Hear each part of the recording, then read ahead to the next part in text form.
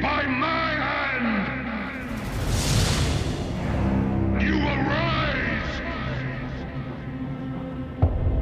from the ashes of this world.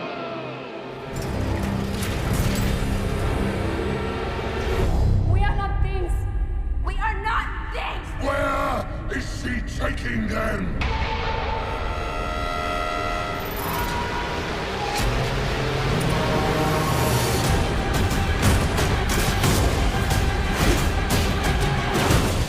Coimbra, 1987.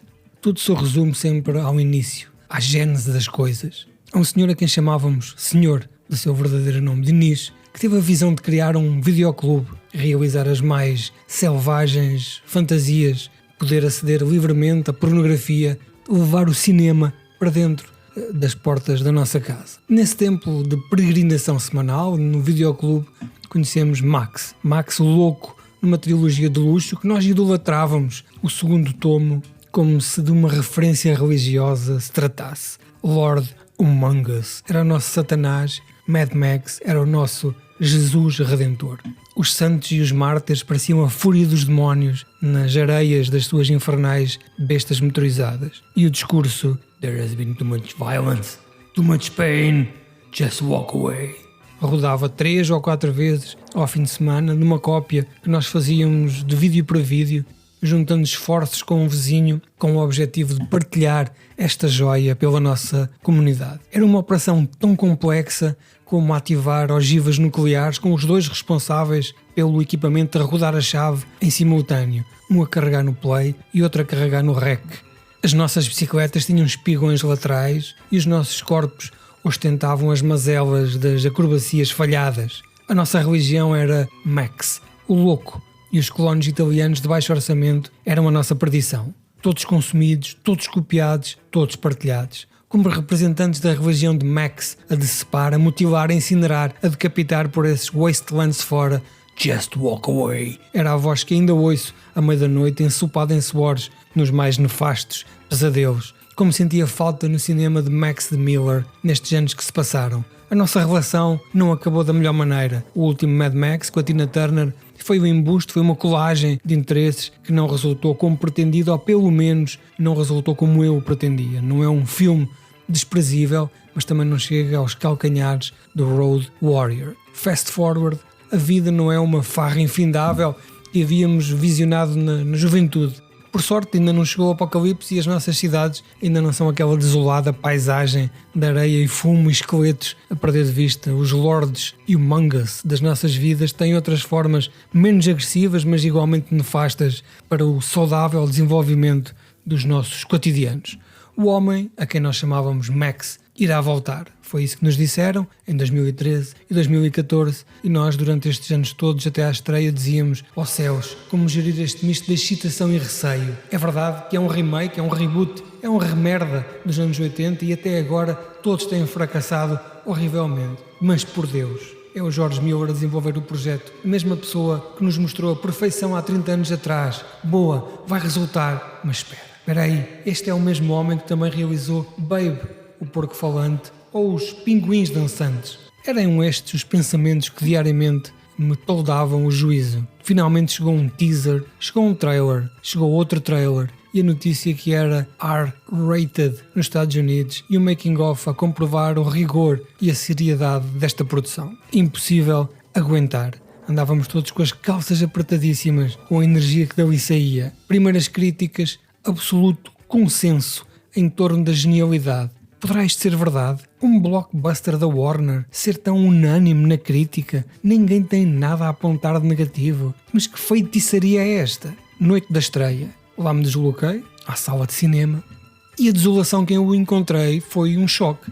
Na minha mente envelhecida, imaginei filas a rodear os corredores do shopping, a lutar barbaramente por um bilhete pela honra de entrar naquela sala. Imaginava cosplayers de Mad Max, imaginava guerreiros do pós-apocalipse, até imaginava, por exemplo, uma Tina Turner, um Master Blaster ou um potencial Wes ou o Lord Humongous. Pessoas, sei lá, com calças de napa muito apertadas com as nádegas de fora. Era pedir muito, mas o que eu encontrei foi um deserto pós-apocalíptico australiano, ou seja, ninguém na fila, 90% da sala vazia. Mas que mundo é este? Que mundo é este em que vivemos, em que ainda há umas semanas estava cheio para ver uma anorética a perguntar o que era um butt plug e a sentir-se ofendida pelo protagonista o querer usar, e agora aqui chegados com o Mad Max, meu Deus, o Mad Max de George Miller, e esta sala está vazia. Ok, luzes desligadas, fade in, silêncio.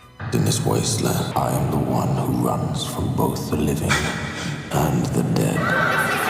A man reduced to a single instinct. Survive.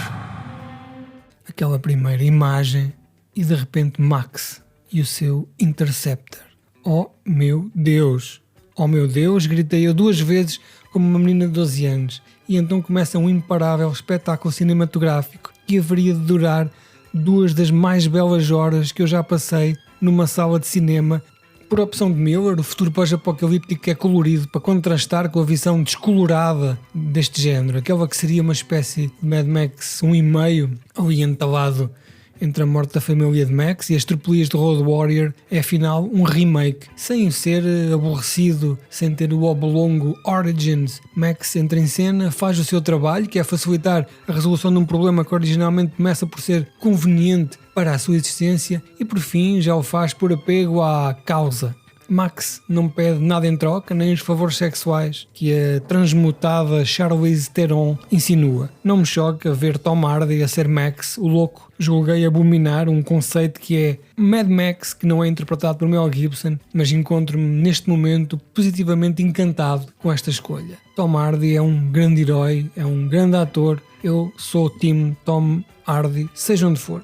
O esquema deste filme é simples, a narrativa é linear. Luta pela sobrevivência numa perseguição frenética que dura a totalidade do filme. No decorrer de várias fases desta operação vamos conhecendo esta nova versão do pós-apocalipse de Miller. Um futuro selvagem, estratificado, miserável, musculado e orientado à pura sobrevivência. O cérebro destas pessoas está carcomido por este instinto de sobrevivência, tornando-os a todos como uma espécie de junkies com um objetivo bem definido, apenas um: Survive. É um filme visceral, as emoções são encaminhadas para a autopreservação e a única maneira de unir um povo é pelo esquema da religião, misticismo de Immortan Joe. Fazer o povo acreditar que existe um bem maior, que fazem parte do grande esquema das coisas, um belo espelho da realidade, diga-se, que é o que existe neste momento nas nossas vidas. O vilão e os seus capangas são um reflexo da sua maquinaria, levando ao limite todo o seu incontrolado poder destrutivo. Mais uma vez um casting glorioso, com toda uma galeria de atores e extras a embelezar a bizarria da tradição Mad Max e da visão do seu realizador. Personagens extravagantes, clãs multicolor, trajes obscenos, toda uma gama de urros selvagens, guturrais e primitivos numa banda sonora de caos, sangue e metal retorcido. O guitarrista e o caminhão de tambores apenas já seriam suficientes para me fazer comprar o bilhete para o filme.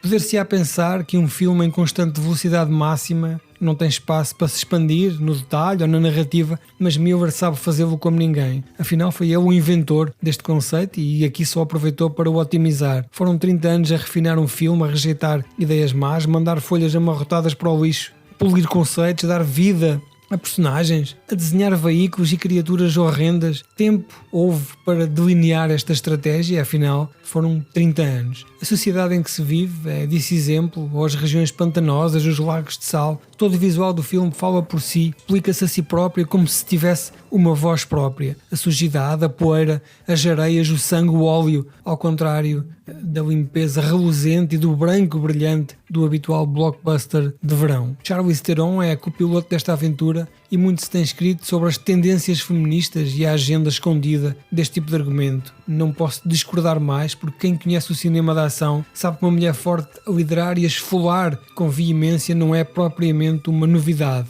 Tarantino e Roberto Rodrigues usam-nos bastante, só para dar um exemplo mais imediato, ou Aliens, não é? Em que Ripley era a manda-chuva daquele espetáculo. A linha narrativa do papel da mulher no passado, presente e futuro deste apocalipse é a chave da genialidade deste aparente liso argumento que de modo sinuoso mostra a importância de uma ajuda feminina neste caos de boys and their toys. São elas a chave do futuro. só não atinge a perfeição absoluta pela cedência que foi feita na nudez e na violência gráfica. De facto, é R-rated, é maiores 16, e há pelo menos 4 cenas em que eu notei que foram demasiado drásticos para não mostrar a dimensão desta violência. Miller substitui o grafismo por olhares, por sons, por palavras, por expressões ou simples silêncio que não as torna mais fáceis, só que não estão enquadradas na composição. Isto tudo porque foi a esposa, com a sua sensibilidade, que fez a edição deste filme e o tornou assim nesta besta do cinema que nós conhecemos hoje em dia.